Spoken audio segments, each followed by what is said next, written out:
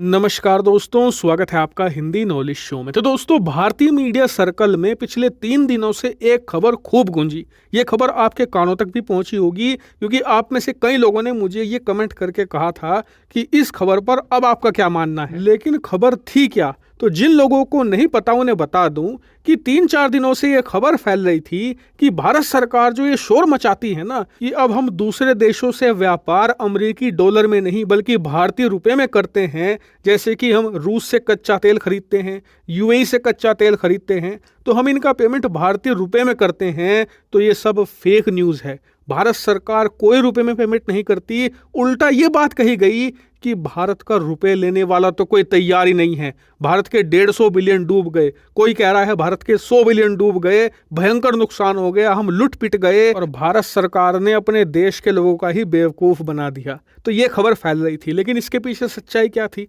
तो सच्चाई ये थी कि भारत की जो पार्लियामेंट्री कमेटी है उसने रिपोर्ट ये पेश की थी कि पिछले साल, जी हाँ इस साल नहीं, पिछले साल 2022 के अंदर भारत ने जो भी कच्चा तेल खरीदा है उसकी पेमेंट अमेरिकी डॉलर में की गई है, भारतीय रुपए में उसकी पेमेंट नहीं हुई। तो ये बात तो सही है भाई। आप मुझे ये बताइए कि भारत ने जितने भी देशों के साथ लोकल करेंसी में व्यापार करने की जो एग्रीमेंट करी है वो तो करी है इस साल की शुरुआत में, जनवरी फरवरी में।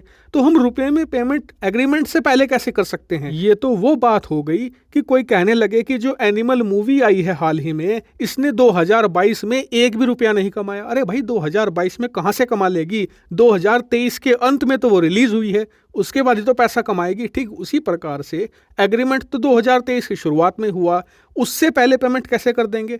और इसीलिए सरकार ने अब इस पर रिपोर्ट जारी करी है बाकायदा, जिसमें बताया है कि इस साल 2023 में हम रूस से जो कच्चा तेल खरीद रहे हैं उसकी ज़्यादातर पेमेंट भारतीय रुपये में की जा रही है। और इतना ही नहीं, आज तो इतिहास भी बन गया है। कैसा इतिहास? आप अपने स्क्रीन पर देखिए। भारत ने आज़ादी के बाद से आज तक के पूरे 77 साल के इतिहास में पहली बार किसी अरब देश से भारतीय रुपए में कच्चा तेल मंगाया है। जी हाँ, और वो देश है यूएई, जिसके साथ अभी 4-5 महीने पहले ही हमने एग्रीमेंट साइन किया था। इस एग्रीमेंट को अब भारत यूएई ने ऑफिशियली लागू कर दिया है। अब से कुछ ही हफ्ते पहले पीएम मोदी भी यूएई गए थे। वहां पर इसको लेकर बताया जा रहा है कि जो फाइनल बातचीत थी वो भी कंप्लीट हो गई और इसी के तहत अब पहली कच्चे तेल की शिपमेंट भारत आ गई है। और ये शिपमेंट करीबन 10 लाख बैरल कच्चे तेल की थी, यानी लगभग 1 मिलियन बैरल कच्चा तेल हमने सिर्फ भारतीय रुपए में पेमेंट करके मंगाया है। ये बहुत बड़ी जीत है और आने वाले समय में बताया जा रहा है कि ज्यादातर जो भी हम कच्चा तेल यूएई से खरीदेंगे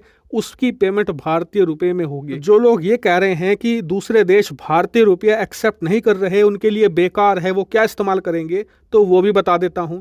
यूएई भारतीय रुपए को लेने के बाद भारत से व्यापार करता है, तो भारत से अपनी ज़रूरत का जो भी सामान वो इंपोर्ट करेगा, भारत से खरीदेगा, उसकी पेमेंट वो भारतीय रुपए में कर देंगे। यानी कि भारतीय मुद्रा का सर्कुलेशन तेजी से बढ़ेगा। और आप जानते ही हैं कि जब किसी मुद्रा का सर्कुलेशन बढ़ता है तो उसकी डिमांड बढ़ती है, डिमांड बढ़ती है तो उसकी वैल्यू भी बढ़ती है। अमेरिकी डॉलर, यूएई पौंड मजबूत क्यों है? क्योंकि इनकी डिमांड ज़्यादा है। भारत ये ट्रेड करके ही इस डिमांड को इंक्रीज कर रहा है भारतीय रुपए की। और हाँ, ध्यान रखिएगा, अब भी बहुत सारे बड़े न्यूज़पेपर हैं, बड़े न्यूज़ चैनल हैं जो ये छाप रहे हैं कि यूएई पहला ऐसा देश बना है जिससे हमने कच्चा तेल भारतीय रुपए में खरीदा है या फिर व्यापार भारतीय रुपए में किया है। तो ये भी फेक न्यूज़ है, क्योंकि पहला देश था रशिया जिससे हमने कच्चा तेल भारतीय रुपए में खरीदा है और अब यूएई दूसरा देश है। और हो सकता है कि इराक इसमें तीसरा देश जुड़ जाए, क्योंकि भारत उनके साथ बातचीत कर रहा है। हालांकि इस पूरे मुद्दे पर आपका खुद का क्या एनालिसिस है, कमेंट करके बताइएगा। और हाँ, फेक न्यूज़ से सावधान रहें।